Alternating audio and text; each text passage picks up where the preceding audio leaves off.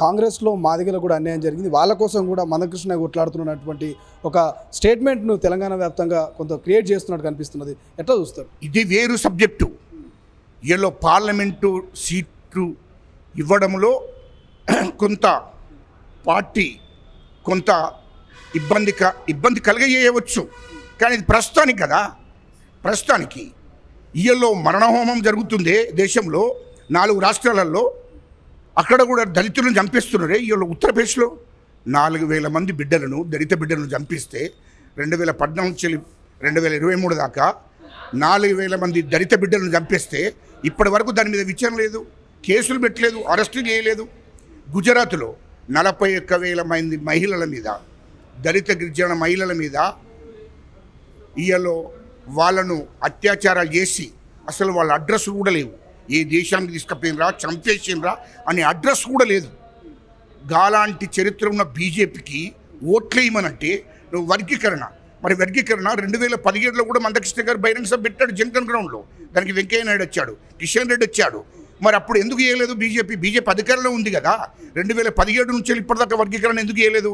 రెండవది, నరేంద్ర మోడీ ఈ దేశ ప్రధానమంత్రి జనగణ్ గ్రౌండ్కి వచ్చి బహిరంగ సభ మందకృష్ణ గారు పెడితే దానికి ఆధారయ్యాడు. ప్రధానమంత్రి హోదాలో ఆధారై నేను న్యాయం చేస్తా అని చెప్పాడు. ఆయనను కౌగలించుకున్నాడు. మరి ఏమైంది? ఎందుకు చేయలేదు? ఇక్కడ జరిగిన ఈ బహిరంగ సభ జరిగినాక జనగణ్ గ్రౌండ్లో మాదిగల బహిరంగ సభ జరిగిన తర్వాత పార్లమెంటు పెట్టాడు ఢిల్లీలో. పార్లమెంటు పెడితే ఆ పార్లమెంట్లో కనీసం వర్గీకరణ ప్రస్తావన కూడా తీసుకురాలేదు కదా. మరి దాన్ని చట్టాన్ని చేయవచ్చు కదా, చట్టం తీసుకురావచ్చు కదా. మరి ఎందుకు చేయలేదు? అయిన చేతులు ఉన్న పని కదా. ఈ దేశ ప్రధానమంత్రి ఒకవేళ చేయాలనుకుంటే చట్టాన్ని తీసుకొచ్చి చట్టం చేసి దానికి పార్లమెంట్లో బిల్లు పెట్టి, రాజ్యసభలో బిల్లు పెట్టి ఆమోదించి రాష్ట్రపతికి పంపొచ్చు కదా.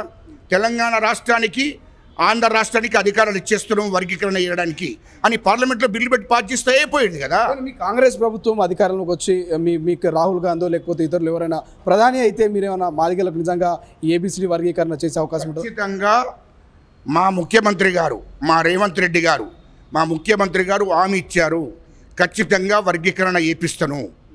నా బాధ్యత, ఒక్క ముఖ్యమంత్రిగా నా బాధ్యత, వర్గీకరణ చేస్తాము. అదేవిధంగా ఈ దేశంలో మా కాంగ్రెస్ పార్టీ అధినేత సోనియమ్మ కానీ, రాహుల్ గాంధీ గారు కానీ ఖచ్చితంగా వర్గీకరణకు అనుకూలంగా ఉన్నారు, వర్గీకరణ చేస్తారు. కేంద్రంలో కాంగ్రెస్ పార్టీ అధికారులకి రాగానే వెంటనే దాన్ని చట్టాన్ని తీసుకొస్తారు. ఖచ్చితంగా పార్లమెంట్లో ఆమోదం చేస్తారు, రాజ్యసభలో ఆమోదం చేస్తారు, మీకు రాష్ట్రపతితో ఆమోదం పొందించి ఖచ్చితంగా వర్గీకరణ జరుగుతుంది. ఆ బాధ్యత కాంగ్రెస్ పార్టీ తీసుకున్నది. ఖచ్చితంగా కాంగ్రెస్ పార్టీ చేస్తుంది. ఎందుకంటే సోనియా గాంధీ గారు ఈ తెలంగాణ ఇచ్చిన తల్లి. ఈ దేశానికి స్వతంత్రం తీసుకొచ్చింది కాంగ్రెస్ పార్టీ, తెలంగాణ రాష్ట్రం ఇచ్చింది కాంగ్రెస్ పార్టీ. వర్గీకరణ, ఎస్సీల వర్గీకరణ చేసేది కూడా కాంగ్రెస్ పార్టీ. అది కాంగ్రెస్ పార్టీ మీద పూర్తిగా విశ్వాసం ఉంది. మళ్ళీ తెలంగాణ స్టేట్ విషయానికి వస్తే 20 మంది ఎమ్మెల్యేలు టచ్లో ఉన్నారు. ఏడాదిన్నరలో కూలిపోయే ఈ ప్రభుత్వం అనేటువంటి కామెంట్స్ మాజీ ముఖ్యమంత్రి కేసీఆర్ చేస్తున్నారు. నిజంగా కాంగ్రెస్ పార్టీ ఏడాదిన్నరలో కూలిపోయే అవకాశం ఉందా? ఇగో కేసీఆర్ గారు మాజీ ముఖ్యమంత్రి గారు మత్స్యత్వం లేదు ఆయనకు. ఇప్పుడే బీఆర్ఎస్ పార్టీ క్యాండిడేట్లకు సపోర్ట్ చేయమని చెప్తున్నాడు ప్రజలను, బీజేపీకి సపోర్ట్ చేయమని గ్రౌండ్లో చెప్తున్నాడు టీఆర్ఎస్ కార్యకర్తలకు. ఆ బీఆర్ఎస్ కార్యకర్తలు అందరికీ కూడా బీజేపీకి మద్దతు చేయండి, బీజేపీ అభ్యర్థులకు మద్దతు చేయమని చెప్తున్నాడు కేసీఆర్. మేము పార్లమెంట్లో తిరుగుతున్నాం కదా, పార్లమెంటులో ఉన్నటువంటి అభ్యర్థులకు, బీఆర్ఎస్ అభ్యర్థులకు కాకుండా బీజేపీ అభ్యర్థులకు వేయండి, కాంగ్రెస్ను ఓడగొట్టండి అని బీజేపీకి మద్దతు చేస్తున్నాడు. ఎవరు? కేసీఆర్. అంటే బీఆర్ఎస్ను బీజేపీలో విలీనం చేస్తున్నాడు. ఎన్నికలు కాగానే బీఆర్ఎస్ను తీసుకుపోయి బీజేపీలో విలీనం చేస్తున్నాడు. ఎందుకు చేస్తున్నాడంటే బిడ్డ జైలుకు పోయింది, రేపు ఎన్నికలు కాగానే, పార్లమెంట్ ఎన్నికలు కాగానే కేటీఆర్ను జైలుకు పంపుతారు, కేసీఆర్ను జైలుకు పంపుతారు.